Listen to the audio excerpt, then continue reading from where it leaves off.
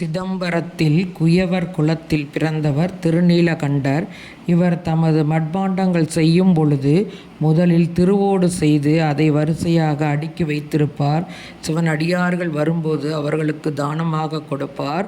ஒரு சமயம் அறநெறி தவறி பிற பெண்ணை தீண்டியதால் அவரது மனைவி, "எம்மை தீண்டாதீர், இது அந்த திருநீலகண்டரின் மீது ஆணை" என்று கூறியவுடன் இருவரும் ஒருவரை ஒருவர் புரிந்து கொண்டு தவ வாழ்க்கை வாழ்கிறார்கள்.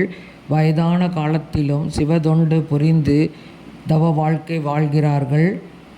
ஒரே வீட்டில் வாழ்கிறார்கள். ஒரு நாள் சிவன் வேடமிட்டு சிவன் அடியாராக வருகிறார். ஒரு திருவோட்டை கொடுத்து, "இதை பத்திரமாக வைத்திருங்கள், இது மிகவும் முக்கியமானது" என்று கூறுகிறார். மரப்பெட்டியில் அதை பத்திரமாக வைக்கிறார்கள்.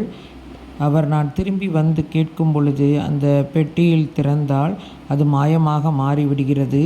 "நீங்கள் தான் இதை திருடியிருப்பீர்கள், உங்களிடம்தான் அதனுடைய மதிப்பை பற்றி கூறினேன்" என்று கூறி அவர் வழக்குரைக்கிறார். இருவரும் நீங்கள் இந்த குளத்தில் கரம் பிடித்து மூழ்கி சத்தியம் செய்ய வேண்டும் என்று கூறுகிறார். அப்பொழுதுதான் தம்முடைய தவ வாழ்க்கையை பற்றி இருவரும் கூறுகிறார்கள். "நாங்கள் ஒரு குச்சியின் உதவியோடு இக்குளத்தில் மூழ்கிறோம்" என்று கூறி இருவரும் மூழ்கிறார்கள். வயதான தோற்றத்தில் இருந்தவர்கள் இளமையான தோற்றத்திற்கு வருகிறார்கள். சிவன் அருள் புரிகிறார். அங்கு ரிஷப வாகனத்தில், "இன்றும் இளமையுடன் எம்முடன் வசிப்பீர்கள்" என்று ஆசி கூறி அவர்களுக்கு முக்தி அளிக்கிறார் சிவபெருமான்.